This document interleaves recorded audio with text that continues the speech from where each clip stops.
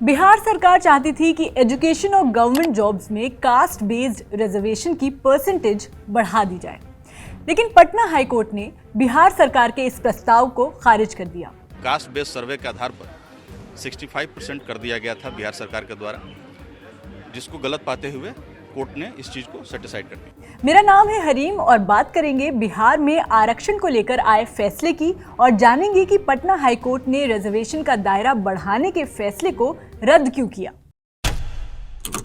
सबसे पहले समझते हैं कि बिहार सरकार आरक्षण को लेकर क्या चाहती थी। एक्चुअली नीतीश सरकार ने एजुकेशनल इंस्टीट्यूशंस और सरकारी नौकरियों में SC, ST, OBC और EBC को आरक्षण 50% से बढ़ाकर 65% देने का फैसला लिया था। रिवाइज्ड रिजर्वेशन ब्रेकडाउन कुछ ऐसा था कि SCs को 20%, STs को 2%, EBCs को 25%, OBCs को 18%। इसके साथ इकोनॉमिकली वीकर सेक्शंस के लिए एडिशनल 10% आरक्षण है, जिससे बिहार में टोटल आरक्षण 75% हो गया। लेकिन बिहार सरकार के इस फैसले के खिलाफ ढेर सारी PILs फाइल की गई। आर्ग्यूमेंट ये था कि ये डिसीजन रिजर्वेशंस पर सुप्रीम कोर्ट के 50% की कैप लगाने को वायलेट करता है। याचिकाकर्ताओं का दावा है कि ये नया कोटा सिस्टम कॉन्स्टिट्यूशनल प्रिंसिपल्स को कमजोर करता है और जनरल कैटेगरी के साथ भेदभाव करता है।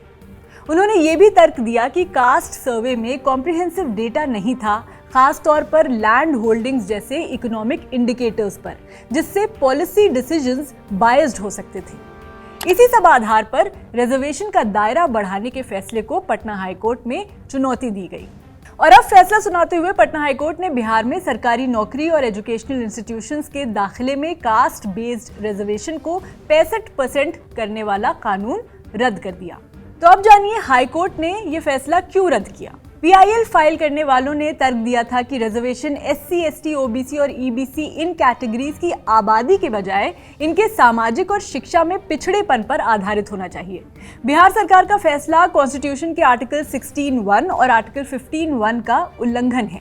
आर्टिकल 16(1) राज्य के किसी भी ऑफिस में एम्प्लॉयमेंट या अपॉइंटमेंट से रिलेटेड मामलों में सभी नागरिकों के लिए इक्वालिटी प्रोवाइड करता है और आर्टिकल 15(1) किसी भी तरह के भेदभाव पर रोक लगाता है। बिहार सरकार ने आरक्षण बढ़ाया क्यों था? बिहार सरकार ने जातीय गणना की रिपोर्ट 2 अक्टूबर को जारी की थी। इसके मुताबिक बिहार में सबसे ज्यादा आबादी OBCs और EBCs की है। रिपोर्ट के मुताबिक राज्य में 27.12% पिछड़ा वर्ग और 36% आबादी अत्यंत पिछड़ा वर्ग की है। दोनों को जोड़ दें तो इनकी संख्या 63% हो गई है। इसलिए मुख्यमंत्री नीतीश कुमार ने 7 नवंबर 2023 को विधानसभा में इसकी घोषणा की थी कि सरकार बिहार में आरक्षण के दायरे को बढ़ाएगी, 50% से इसे 65 या उसके ऊपर ले जाएगी। सरकार कुल आरक्षण 60% से बढ़ाकर 75% करेगी। मुख्यमंत्री के ऐलान के तुरंत बाद कैबिनेट की मीटिंग बुलाई गई थी। 2.5 घंटे के अंदर कैबिनेट के इस प्रस्ताव पर मुहर लग गई थी। इसके बाद इसे विंटर सेशन के दौरान 9 नवंबर को विधानमंडल के दोनों सदनों से पास भी कर दिया गया था। बस इसी के बाद से इस न्यू रिजर्वेशन बिल के खिलाफ कुछ याचिकाएं दायर होने लगी। दिसंबर 2023 को पटना हाईकोर्ट में न्यू रिजर्वेशन बिल की चुनौती देने वाली याचिका पर हियरिंग के दौरान चीफ जस्टिस की बेंच ने राज्य सरकार को 12 जनवरी तक जवाब देने को कहा था और याचिकाकर्ता की तरफ से रोक लगाने वाली मांग को बेंच ने तब रिजेक्ट कर दिया था।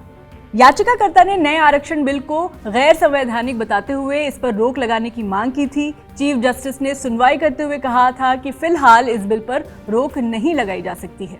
याचिकाकर्ता की ओर से कहा गया था कि ये समानता के अधिकार का उल्लंघन है, क्योंकि राज्य सरकार ने जाति आधारित गणना की। इसके आधार पर आरक्षण का दायरा बढ़ाया, जबकि सामाजिक और शैक्षणिक आधार पर बढ़ाना चाहिए था, न कि इस आधार पर। पटना हाईकोर्ट में चीफ जस्टिस KV चंद्रन की बेंच ने याचिकाओं पर 11 मार्च को सुनवाई पूरी कर फैसला सुरक्षित रख लिया था।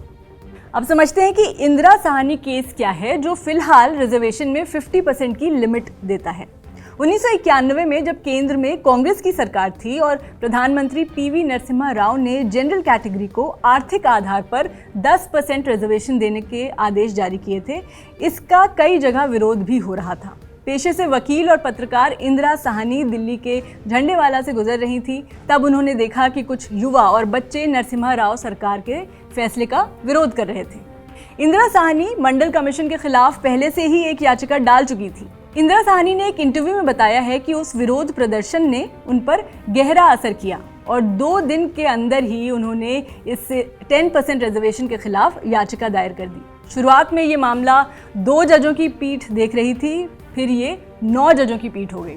1992 में सुप्रीम कोर्ट में 9 जजों की बेंच ने इंदिरा साहनी बनाम भारत सरकार केस में ऐतिहासिक फैसला देकर 50% सीमा तय की थी। इसी लिमिट की वजह से महाराष्ट्र, आंध्र प्रदेश, छत्तीसगढ़, ओडिशा और राजस्थान के फैसले पलटे जा चुके हैं। यही हाल बिहार का भी हुआ। वहां भी हाईकोर्ट ने 75% आरक्षण के फैसले को रद्द कर दिया।